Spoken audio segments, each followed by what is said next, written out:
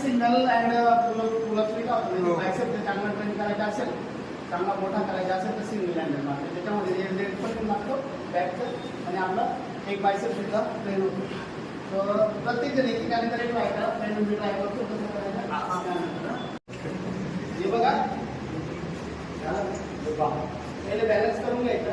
balance त्याच्यावर नसेल 1 2 3 2 3 4 5